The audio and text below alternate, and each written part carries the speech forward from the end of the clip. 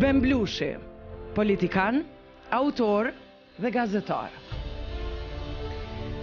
Blushi e nisi rrugtimin e tij në media gjatë kohës që ishte student në degën e gjuhë letërsi në Fakultetin Filologjik të Tiranës, ku nisi të shkruante vullnetarisht për median e parë të pavarur në vend, Rilindja Demokratike.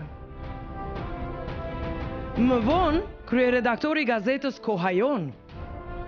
Në karrierën e tij mediatike, Blushi ka punuar për radion Deutsche Welle dhe Independent. Një tjetër pasion i Blushit ishte edhe ai të shkruarit libra, ku shumë prej krijimeve të tij letrare kanë qenë suksese të padiskutueshme. Dashurim për librat Blushi nuk e ndau as kur ishte pjesë e Partisë Socialiste, të cilës ju bashkuan në shtator të vitit 1998. Kohë kur i dha fund karrierës së tij si gazetar. Në vitin 2008 Blushi publikoi librin e tij të parë, Të jetosh në ishull, ku theu edhe rekorde për tregun shqiptar me 30.000 kopje të shitura. Por ai asnjëherë nuk ka shkruar kur ishte i angazhuar në postet e larta politike. Sukseset e tij letrare përkojnë me kohra kur karriera e tij politike ka qenë e trazuar ose pasive.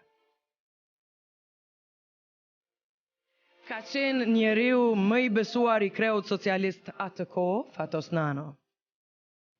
Ishte zëvendës ministri i punëve të jashtme, post të cilin e mbajti për disa muaj. Në fund të vitit 2000, ai do të emërohej prefekti Korçës, ndërsa deri në fund të mandatit të qeverisë Nano, ai mbajti poste ministrore si atë të arsimit dhe qeverisjes vendore dhe decentralizimit. Ishte kryetari i Partisë Libra, të cilën e themeloi në nëntor të 2016-s. Pasi u largua nga radhët e Partisë Socialiste. Sot Blushi është një ish politikan, autori shumë librave, secili më i mirë se tjetri, libra që thejnë rekorde në shitje dhe i rikthyer në media. Një pasion shumë i madh i tij është edhe fotografia. Për 4 vite ishte në krye të Top Channel, e sot vjen radar për treguar për komplotin që po i bëhet Shqipërisë. Në këtë rast, ky është libri i fundit, të cilin që nga dje mund ta gjeni në të gjitha librarit në Kosovë, e së shpejti edhe në Shqipëri. Me ju, Ben Blushi. Mëngjes, Kajsiri. Shumë nga cilë dhe unë me të pas në studio. Faleminderit që më keni ftuar. Si je Ben Blushi? Shumë mirë, jam i gëzuar. Dje kemi pas një provim të shkëlqyer tek Duka Gjini, që duhet ta falenderoj. Blerimi me atë rast. Edhe kam përshtypje shumë të mira nga të gjithë njerëzit që kanë ardhur, nga biseda që kemi zhvilluar mbrëm për prezantimin e librit tim të fundit Komploti. Që e gjejmë në të gjitha libraritë të Kosovës. Këtë se di. Shpresoj që po. Po e filloj me komplotin, se kemi boll muhabete e tema sot me kap. Unë kom zgjedh një faqe 2 që do t'ja ofroj dëgjuesit pak. E për më shumë le ta lexojnë, por që do flasim rrugës çka është komploti i Ben Blushit. Kom provu me gjetë një faqe që juve ju afron më shumë me për çfarë është komploti. Ja. Në vjeshtën e vitit 2023, 3 qifut u takua në plazhin e Durrësit. Ky takim do të ishte i parëndësishëm për kujtimet e secilit prej tyre dhe as që do gjente vend në ndonjë nga arkivat që regjistrojnë komplotet e shumta të qifutve në përbot, sikur atë ditë të mos ndodhte një ngjarje që do t'i detyronte 3 qifutët të organizonin një plan për të devijuar rrjedhjen e historisë së një shtetit vogël si Shqipëria. Ja çfarë kishte ndodhur. Një afgan sapo ishte emëruar ministri i mbrojtjes në qeverinë shqiptare, quhej Mohamed Dorani. Ai kishte lindur në Afganistan, në familjen e Kanduranit, i cili ishte pasues i 12 në linjë mashkullore i padishahut të madh të Afganistanit, Ahmed Shah Duranit, që në vitin 1747 ishte shpallur mbret dhe më pas, duke bashkuar shumë fise, duke vrarë shumë kundërshtar dhe duke pushtuar shumë territore, kishte krijuar Afganistanin modern. Komploti. Qa thot komploti? Komploti është një roman, pra është një frut i fantazisë, të gjithë ata që po na dëgjojnë mos trëmben, nuk shpall në një krim ose në një luftë. Pra është frut i fantazisë, i nisur nga e shkure që kanë ndodhur në Shqipëri dhe në Kosovë apo ngjarjet që ndodhin sot nëpër botë. Komploti e projekton ngjarjet e veta në vitin 2044, pra 20 vjet më vonë nga sa jemi sot. Edhe si të gjithë njerëzit edhe unë në kohën që jetojmë kam pikpyetjet e mia si do jetë bota mas 20 vitesh. Do jetë më mirë, do jetë më keq, si do jetë Shqipëria, si do jetë Kosova, si do jetë shqiptarët në përgjithësi, si do jetë Evropa. Pra do jemi më mirë, do jemi më keq, do jemi prap demokraci, do jemi më shumë, do jemi më pak, do ke larguar më shumë shqiptarë siç po ndodh. Do jemi me cilën nga superfuqitë, me Amerikën, me Rusinë, me Kinën, me Evropën, do jemi pjesë e Bashkimit Evropian apo jo. Gjithë këto pyetje më kanë detyruar të projektoj të ardhmen, pra të mundohem të kuptoj çfarë mund ndodhi mas 20 vitesh. Edhe ky është prandaj ka lind komploti. Komploti e ka këtë titull për shkak se në libër me pak fjalë ngjarjet zhvillohen në Shqipëri. Në vitin 2043, siç e thash, për shkak se Shqipëria ka një ulje demografike, pra shumë njerëz kanë braktisur Shqipërinë. Ne kemi qenë gati 4 milion banor para 30 vitesh, sot jemi 2 milionë e gjysmë, pra 1 milion e gjysmë kanë ikur nga Shqipëria për arsye ekonomike. Edhe në Kosovë ndodh ky fenomen apo jo. Lindjet kanë rënë shumë. Shqipëria lindte rreth 36.000 bebe apo foshnjë para 10 vjetësh, më pak se 30.000 janë sot. Pra, braktisjet demografike dhe ulja e numrit të lindjeve kanë bërë që popullsia e Shqipërisë të bjerë. Nëse vazhdojmë me të ritme, ndoshta për 20 vjet do jemi më pak se 2 milion banor. Dhe nëse shqiptarët siç po duket po zvoglohen si popullsi, komunitetet tjera mund të shtohen, që mund të jenë me migrant, në këtë rast afgan, iranian. Në Shqipëri ka shumë afgan, ka iranian, ka sirian. Tani Shqipëria po bëni marrëveshje me Italinë për të shtuar numrin e refugjatëve. Pra në këtë kontekst komunitetet e huaja do shtohen. Dhe sipas librit, tani të them ke libri, ka një komplot, pra ka një konflikt më saktë mes shqiptarëve dhe afganëve në Shqipëri, në librin Komploti, për shkak të Kosovës.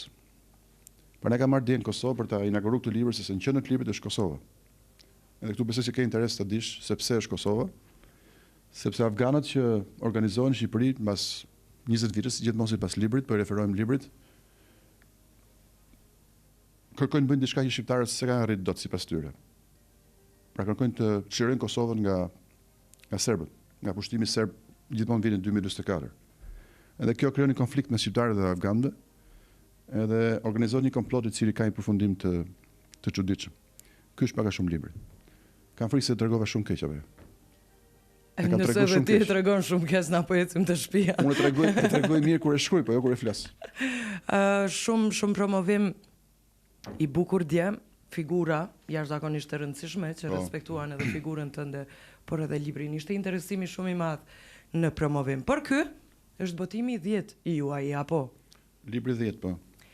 Cili nga këta libra ka një vend më të ngrohtë të Bemblushi? Gjithmonë pyesim kë libër preferoj më shumë, po librat janë si fëmijët. Nëse unë të pyes ty kë preferon më shumë ti nuk e thua apo? Ase s'mund ta thush. Okej. Edhe librat janë libra nuk e di kë ndjejmë, po që nga njëjtë si fëmijë. Edhe librat janë si fëmijët, pra nuk mund t'i ndash, por shpresoj që ky libër do më japë shumë kënaqësi si librat e tjerë. Unë kam shkruar të libër në shkurt dhe në mars, prill të këtij viti, pra shkurti, marsi dhe prilli nuk janë muaj shumë të mirë për të shkruar. Edhe unë kam vujt pak në këtë libër, siç ka një grua që ka ato vujtjet e lindjes. Edhe unë kam pas vujtjet e mia gjatë muajit shkurt, mars dhe prill. Edhe më është dash të përqendrohem shumë, sepse librat kanë një jo gjithmonë mbarojnë. Pra ka shumë libra ti nisë dhe nuk i mbaron dot. Diçka del në mes, mund ndodhi një problem, mund mos kesh më frymëzim. Me këtë libër pata fat se kam shkruar çdo ditë nga 4-5 orë, derisa kam mbaruar për rreth 50 ditë. Pas 20 viteve, si është gjendja e shqiptarëve në botë? Unë shpresoj më mirë se sot. Por kjo s'varet vetëm nga ne, varet edhe nga bota. Pra si mund të jetë bota mbas 20 vitesh me kaq shumë konflikte? Luftë në Ukrainë, luftë në Palestinë, një konflikt i hapur, për fat akoma jo i armatosur mes Amerikës dhe Rusisë, një konflikt i hapur në Kosovë, që është problemi më i madh evropian sot mas Ukrainës. Pra ka shumë konflikte nuk flasin për mirë. Dhe po të shtosh kësaj faktin që bota është shumë e polarizuar, me popull shumë të pasur ose të pasur dhe popull shumë të varfër, ose me njerëz shumë të pasur dhe me popullata të tëra shumë të varfëra. Gjithë këto polarizime mes popujve, mes shteteve, edhe mes qytetarëve të botës, besoj që të prodhojnë konflikte prapë. Për bota po shkon prapë për konflikteve. Nuk e din çfarë lloji, shpresoj mos ketë luftra si ato që kemi parë para 50 apo 60 vitesh, po konfliktet janë pashmangshëm në një botë ku dominon forca dhe edhe jo barazia. Beni ecën vet. Është Ben Blushi. Beni është Ben Blushi. Libri është shkruar nga baba i Ben Blushit, Kiço Blushi. Qysh është me urrit na gjitha gjeneratat me Ben Blushin, duke lexuar historinë, është e vërtet? Brenda saj është komplet i vërtet libri? Ju keni pa filmin apo? Ne kemi parë edhe filmin edhe kemi lexuar librin. Po Beni ecën vet jam unë. Edhe ecën vet apo jo, shef? Besoj.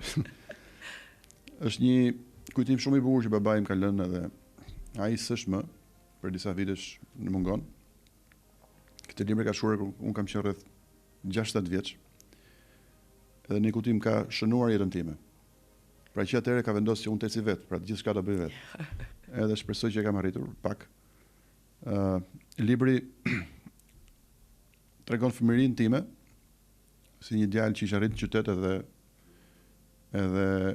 babai më çon në fshat, edhe aty unë njihem me natyrën dhe me kafshët dhe pra është në kuptim ka një filozofi shumë thjeshtë, edhe fëmijët e sotëm që jetojnë në qytet, por të çosh në fshat e kanë vështirë të orientohen. Unë njoh shumë fëmijë të miqve të mi që nuk dinë më çfarë është lopa, nuk e njohin lopën. Të njohin kafshët, sepse jetojnë mes të makinave. Kështu ky libër ka raportin e fëmijës me natyrën edhe me frikën dhe me pasigurinë, pra mëson një fëmijë se si të kaloj vështirësitë e jetës. Ky është thelbi. A ma gjen një faqe që ty të pëlqen më shumë ti, te Beni ecën vet? Më pëlqen çdo shfaqje aty. Nuk e ndaj dot. Nuk e ndon dot. Mendova me dëgjuesin. Jo, se ndaj dot. Po s'ka problem, një herë tjetër. Libri votu në Kosovë tani vonë. A ishte babi që në një farë forme a imponoi Ben Blushit me u bë autor? Jo, sigurisht, por edhe po. Sepse babai ma ka lënë si testament që të eci vetë, pra nuk më ka thënë kur ç'a të bëj. Edhe unë kam bazë mia vetë, por sigurisht që fakti që babai im ishte shkrimtar ka pas ndikim te unë, sapo ka filluar të mendoj. Ka shumë njerëz që ndjekin baballarët e tyre. Pra dikush e ka sportist, thotë të bëhem sportist. Dikush e ka biznesmen, thotë të bëj para. Unë gjithmonë që kur kam filluar të mendoj, kam menduar se të bëj libra, dhe kjo ka qenë vështirësia më e madhe që kam pas derisa kam filluar të bëj librin e parë. Pra gjithë jetën kam thënë kur do bëj më në fund një libër. E kam arritur të gjë dhe shpresoj të vazhdoj, të bëj sa më shumë libra. Në anën tjetër, prof, kom lexu dje të gjitha postimet e tuja që kanë shkrime shumë të bukura në Instagram, të thash edhe para se me një studio, janë fotografi të bukura, ka portrete. Por me qenë se dhe unë i lidhjen të jashtëzakonisht madhe kom pas me gjyshërit, më lash shumë përshtypje një prej përshkrimeve që i ke bo gjyshes Munever. Po. Që është 99 vjeçare. Është fut në vitin e 100. I lumi ti për veti. Po me lejot ju sjell vetëm të lexoj rreshtat e këtij postimi, thot gjyshja dhe gjyshim, me qenë se në fotografi prapa gjyshës është burri i saj, gjyshi i Ben Blushit. Gjyshja ime, Munever Shuteriqi, është 99 vjeç. gjyshi, Dimitër Shuteriqi, duhet të ishte 108. Ata jetuan bashk 60 vjet. Në 20 vitet e fundit që Dimitri nuk është më, Myneveri ka lexuar dhe rilexuar, ka rregulluar dhe sistemuar çdo faqe që ai ka shkruar gjatë gjithë jetës së tij. Dimitri është jeta e Myneverit. Ajo zgjohet çdo ditë, lexon, mendon, rregullon, shkurton, liston dhe sistemon një arkiv me mira fletë dhe pastaj del, pi kafe, takon njerëz, tregon histori dhe qesh. Myneveri është gjithmonë e qeshur dhe kur mendoj nga i vjen ky gëzim, nuk është vështirë për ta kuptuar. Ajo ka gjetur paqen. Ajo që ka ikur nuk e mërzit. Ajo që vjen nuk e tremb. Ajo që është i pëlqen. Myneveri jeton çdo ditë duke bërë diçka që nuk e ka bërë dje, dhe çdo ditë qesh më shumë se dje. E qeshur dhe e çlodhur duket edhe në këtë fotografi me Dimitri në ekspozitën e shkrimtarëve të fotografit Roland Tasho. Siç ka bërë gjithë jetën, thot Bemblushim. Myneveri vazhdon ndjek Dimitrin në për shëtitje, në për kafe, në për konferenca, në për udhëtime, në për gatime, në për spitale, në për radiografi, në për fotografi, në për vizita, në për ekspozita, në për reshta, në për libra, në për rafte, në për karakafte, në për tregime, në për vizatime, në për kujtime. Duke qeshur. Ka libra plot në Instagramin tënd. Po, kjo është jeta ime. Dhe është shumë bukur. Po, falenderoj që ke lexuar këtë dedikim që kam bërë gjyshes, ajo është akoma mes nesh, edhe ka qenë shumë mirë, tani është pak më rënduar kohët e fundit. Edhe çdo ditë kur flas apo e takoj, më marr në telefon. Edhe gjithmonë më thotë kam bërë premtim. Çfarë premtimi them unë e di sigurisht. Të kam premtuar thotë që do mbush 100 vjeç. Është 6 muaj larg apo 7 muaj larg kësaj dite. Edhe po lufton shumë që ta mbaj premtimin. Urrej ta mbaj premtimin. Shpresoj shumë. E unë do doja shumë të mjeton të gjyshja ka shumë. Ja, kjo është fotografia për juve që po na ndiqni, por gjithsesi ju që jeni në radio, ja bëni një vizit profilit të Bemblushit në Instagram dhe shihni të gjitha portretet dhe përshkrimet që kanë fotografit. Kjo nuk është fotografia ime, në fakt. Pra se kam bërë unë fotografi. Se ke bërë ti? Jo. Këtë fotografi ka bërë një fotograf, një mik i imi, edhe unë e postova. Po siç e the, unë kam rreth një vit që merrem shumë me fotografi. Po. Para rreth vjet në të kohë në nëntor kam pas një ekspozitë në Kosovë, fakt në Prishtinë. Edhe në atëherë nuk isha miq të dur, siç rasti i Blerimin, të rast edhe nuk bëri shumë bujë ajo ekspozita. Para ekspozitës në Ukrainën. Isha në Ukrainë në mes të luftës. Edhe një numër fotografish që kam bërë aty nga këto zonat e luftës, Bucha, Irpin, Kiev. I kam pasur në Prishtinë, ka qenë ekspozitë shumë interesante. Edhe vazhdoj merrem me fotografi sa herë kam mundësi. Pra përpiqem që kohën time ta ekuilibroj mes shkruarit dhe fotografisë. Është një pasion i bukur edhe më pëlqen shumë. Nuk ka ndonjë arsye të kësaj lidhje me fotografinë. Thjesht është pasioni yt. Jo, është një mënyrë për të treguar botën. Pra letërsia është një mënyrë për të treguar botën, edhe fotografia është një mënyrë tjetër për të treguar botën. Shumë realiste, shumë direkte. Më pëlqen shumë fotografia. Përpos librave. Shpresoj që vitin tjetër mund të kem një album fotografik. Sa mirë do të ishte. Po, do vi në Kosovë. Po mirë fotografi tjera në Instagram? Do ftosh. Kam 100 fotografi në Instagram. Fotografit i bën vet, të tjerat po flas, janë tuat. Po, të mia. Nipi Ismail Qemalit është fotografia jote. Po, fotografia ime, po. Nuk e di ka këtu po. Nipi Ismail Qemalit është fotografia ime. Unë vjet kam botuar një libër me personazhe. Quhet 41 sekrete, kam 41. Po. Njerëz, disa prej cilëve janë kosovar. Kam marrë në Kosovë, kam bërë debat, më kanë thënë po pse s'ke kosovar? Kam pas, në fakt, shumë kosovar, në Drena Bazin. Po. Është kosovar apo? Drena Bazi është fantastik. Ose disa miq tjerë po në Kosovë. Burim Miftiu është një fotograf shumë i mirë nga Kosova. Edhe kam aty jam përpjek të ndërthur fotografinë me tekstin. Pra e kam bërë sikush një fotografi, kam bërë me atë një bisedë dhe pastaj bisedën e kam kthyer në libër. Dhe do ta bëj edhe me ty ndoshta një ditë. Bëjmë një bisedë bashkë. Sa mirë. Po, dhe një fotografi. Okej, mirë. Do të ishte shumë kënaqësi me qenë që ashtu pjesa aty në portreteve që i ke. Kënaqësia ime. Çfarë bën Bemblushi momentalisht përpas librave, fotografive, jashtë politikës? Nuk merr në politikë, më. Çfarë Pra, bën? tim ke prezentuar si një politikan, po fakt unë nuk jam më. Ke qenë? Kam qenë, po, shumë aktiv, bile. Kam qenë shumë aktiv, po nuk jam më dhe jam përpjek të djenë në prezentim ku kisha shumë miq politikanë të Kosovës që mos flas për politikë. Edhe kështu që koha ime ndahet mes familjes, mes librave, mes fotografisë, dhe sigurisht kënaqësive të tjera që ka jeta që nga një gotë verë deri te pak sport ose ecje. Me asgjë tjetër nuk mirësh. Çfarë për shembull? Paj, mu marr. Bëj pazar. Ditën e shtunë, jo, nuk e bëj. Me media s'po mirësh fare. Merrem me media, unë punoj në një media sot, drejtoj Euronews Albania. Ku po shkojnë mediat sot? Samir, një temë e re. Ku po shkojnë këto media? Ky verzioni i klikimeve, lëshimi i kontentit. Me qenë se je ekspert i media, i ke qenë edhe në krye të Top Channel. Ke Euronewsin sot.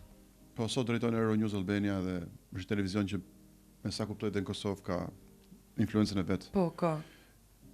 Mediat shqiptare ndjekin trendin e mediave ndërkombëtare.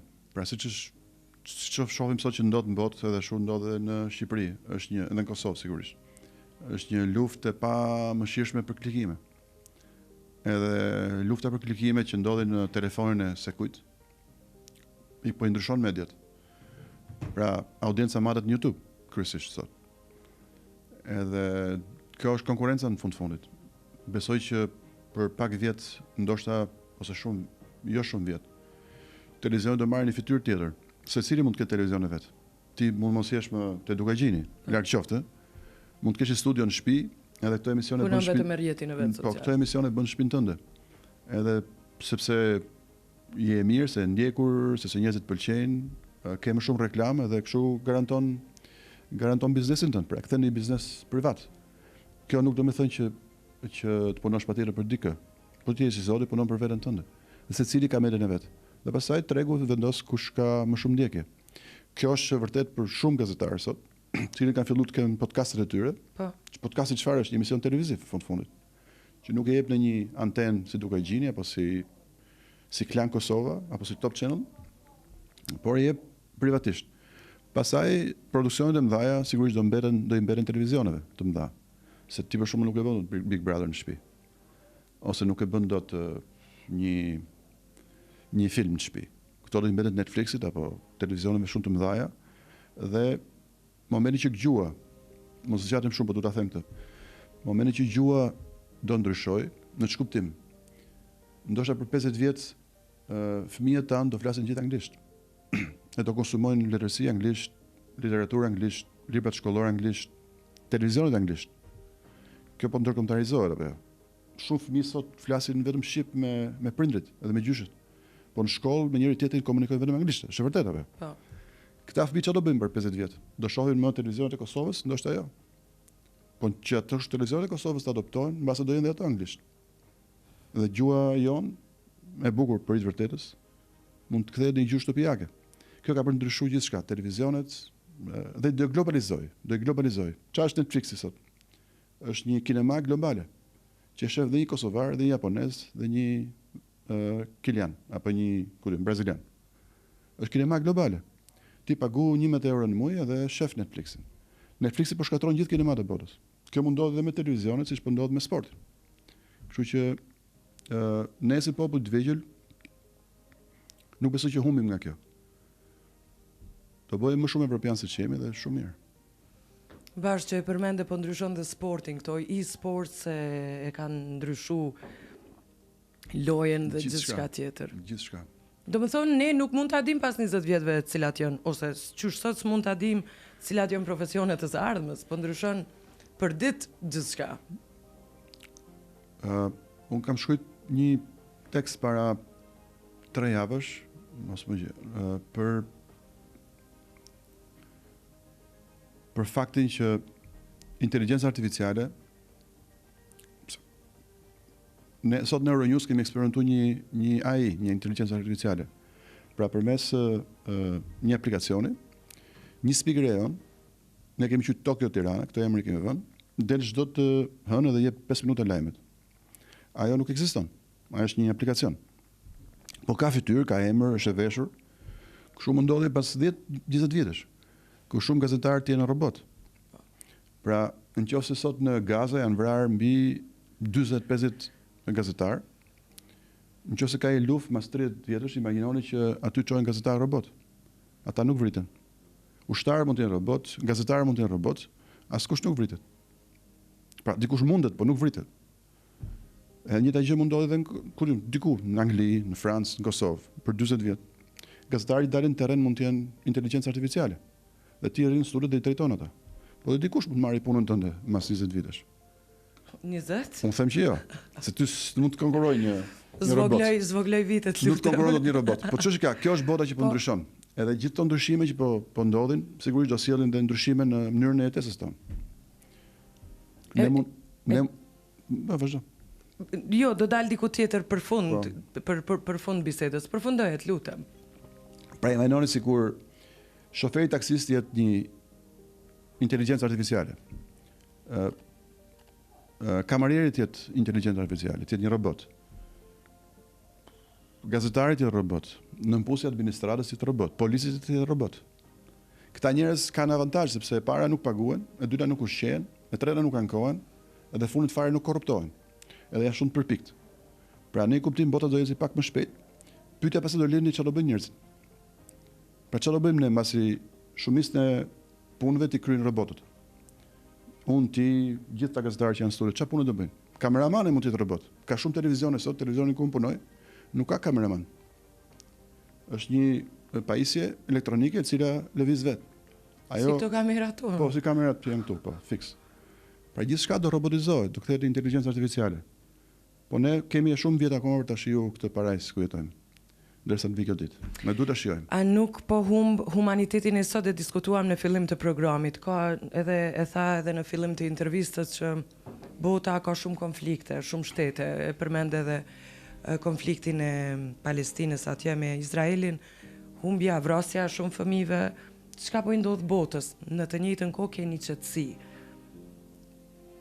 Para një stuhie, në fotografive, sot rrjetet sociale, mund ta shohësh në kohë reale, gjithçka që ndodh në botë. Pse është kjo qetësi? Tani po vjen një AI që s'ka ndjenjë emisioni, s'ka ndjenjë tekstin i këngës, s'ka ndjenjë asgjë më. Ku po shkojmë? Çfarë po i ndodh botës? Shiko, njeriu në thelbin e tij ka vetëm një synim. Të jetoj më mirë, të jetoj më gjatë, të jetë më i lumtur dhe të jetë më i fortë. Edhe në mira vite ka arrit të gjë, sepse sot ka dominu planetin, ka arrit të fluturoj, ka arrit të dërgoj mesazhe në... Kjo nuk ndodhte para 40 vitesh. Pra gjyshi me gjyshin dikujt nuk mund flisin telefon nga Prishtina në Paris, me fjalë. Pra njeriu nuk i ka përmirësuar shumë jetën e vet përmes teknologjisë. Edhe kjo nuk ndalet. Deri në pikën kur do shpiket ajo që po ndodh sot, inteligjenca artificiale e cila do kryej shumë funksione fizike të njeriu. Dhe njeriu do heqë dorë nga shumë funksione fizike. Por nuk do bëj shumë punë që sot i bën me vështirësi. Dhe sigurisht qëllimi i tij i fundit është të ngjajë Zotit. Ditën që njeriu bëhet Zot, atëherë ka shpëtuar dhe vetë nga Zoti, që është shpikja e tij. Po kjo është një temë shumë e gjatë që nuk e sharoj dot me kaq shkurt. Po qetësia në gjithë këtë stuhi? Po ne jetojmë në një kënd botës të qetë relativisht sot. Dhe a duhet të jemi të qetë? Po, nuk mund të jemi asnjëherë të qetë, sidomos ju në Kosovë. Kosova është një nga 3-4 konfliktet potente.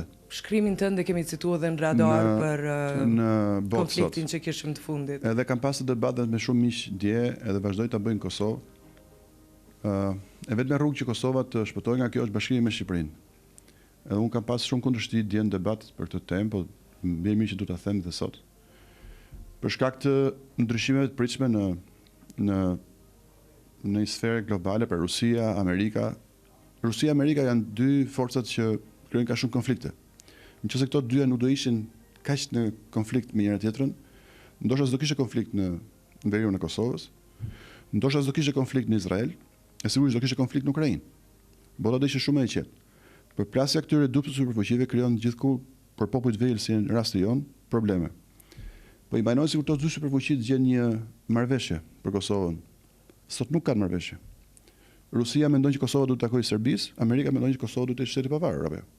Po nëse këto dyja gjejnë marrëveshje mas 10 vjetësh. Edhe marrëveshja mund të jetë në dëm Kosovës. Çfarë ndodh?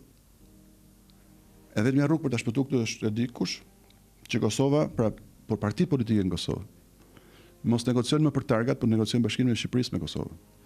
Nëse Kosova bashkohet Shqipërisë, kjo nuk kthehet më mbrapsht. Është e pakthyeshme, se Shqipëria është shtet që nuk mund të prishet më. Po nëse Kosova vazhdon kështu, veriu i Kosovës është i rrezikuar. Edhe ukrainizimi i Kosovës është nuk është i pamundur, nuk është i përjashtuar në çdo rast. Nuk është asnjëherë i përjashtuar. Nëse, siç për para një muaji, kemi faktin, kemi provë që Serbia tentoi ta turbullonte veriun e Kosovës me historinë e Banjskës. Po nëse ajo histori do kishte pas sukses, dhe ajo banda Radojčići do kishte arrit pushtonte atë zonë, duke spraps policinë e Kosovës. Do thoshte kjo është zonë serbe, këtu nuk hyn. Apo jo. Është si nuk ndodh në Ukrainë. Putini ka marrë atë Krimen, thotë këtu nuk hyn ushtria e Ukrainës. Dhe që të shmanget kjo gjë, është e pamundur që të shmanget me metodat edhe me fuqinë që ka sot Kosova. Si një shtet i vogël dhe relativisht i dobët. Do një zgjidhje pak më të madhe se kaq. Mirë, por ne kemi një kryeministër që gjithmonë është thirrur në Bashkimin Kombëtar. Pse s'po bëhet sot?